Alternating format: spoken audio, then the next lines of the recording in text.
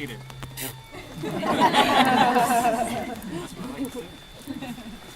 So before we begin, on behalf of the bride and groom, I ask you all to please not take photos unless, of course, we've hired you, and not to record anything.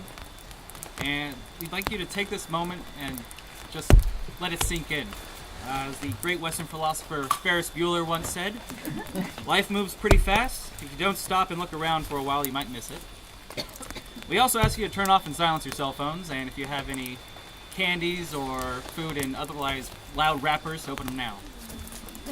Perfect. Thank you very much.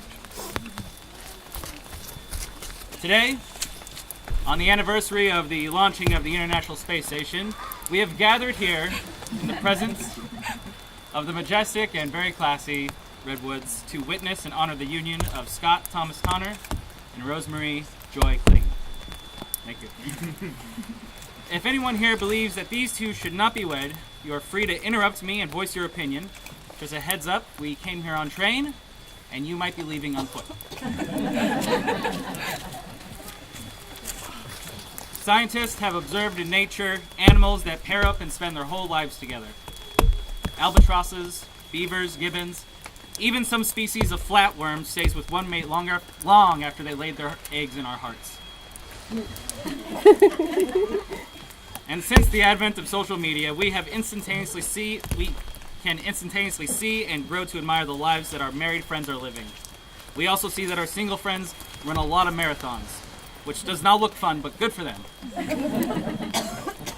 We see it in the wilderness. We see it on Facebook, I guess.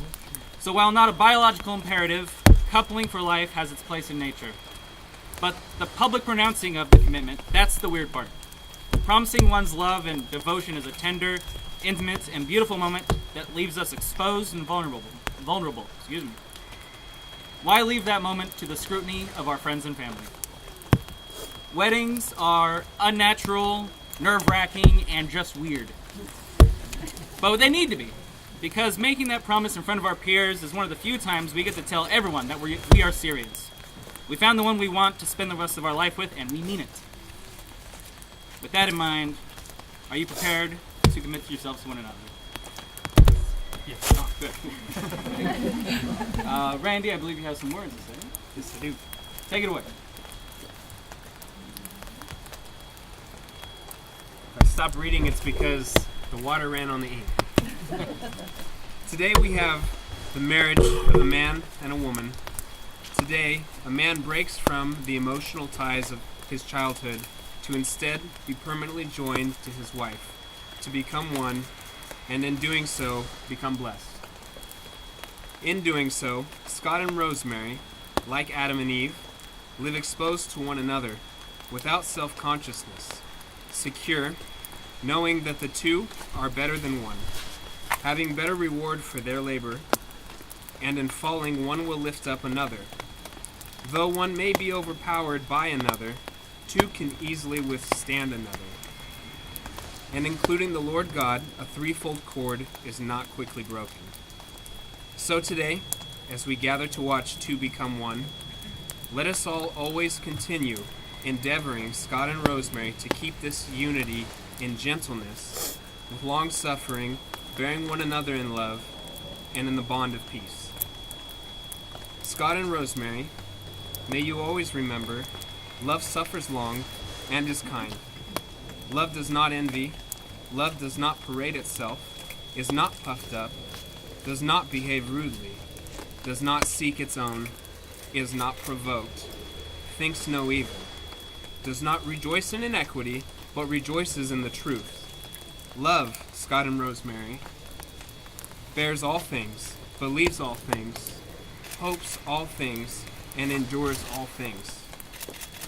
Always abiding in love, know now that your true love for one another, just like God's love for you, never fails. Thank you, Randy. Randy is right. You two are each other's rock. You will weather storms together. You will have to work out your own solutions to the complications that being married brings. Murphy's Law dictates that life is going to hand you lemons. Yet you are not alone. A man once explained that getting married is a way to say that you love someone so much that you want them to be part of your family. And if you take a moment just to look at your guests, you'll see that you have just doubled the size of your family. Christmases are going to be way more expensive. But now you have all these relatives. These people came here to see these two families become one. Some problems are going to be bigger than the two of you can handle, but you're not two people on an island. You're a tribe. Rosemary, Scott, in June of 2014, you saw How to Train Your Dragon 2. A year later, you moved in together. I don't know if that's related, but that's what I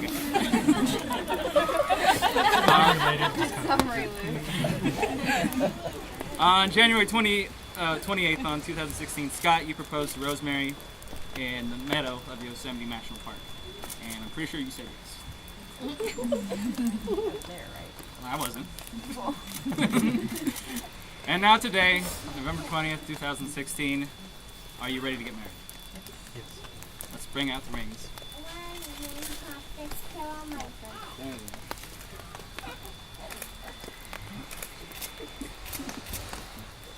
Scott, grab yours.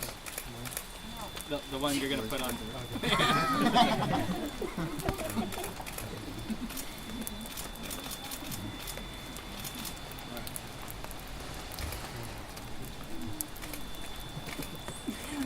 Alright. Scott, I'm going to ask you in a second to place the ring you're giving to Rosemary on her finger. Okay. So I'm going to ask you a question first. Scott, you take Rosemary Joy Kling to be your lawfully wedded wife, so that you may love, honor, and care for in times of health and prosperity, times of sickness and distress, rain or shine, for as long as you can live. I do. Please place the ring.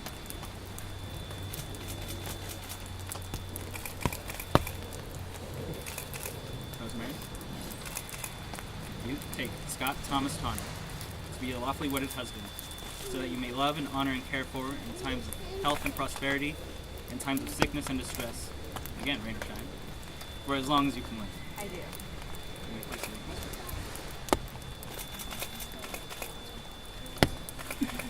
By the power invested in me upon by the state of California, by the Universal Life Church, and by whatever force one has faith in, I now pronounce you husband and wife. Scott, you may kiss the bride.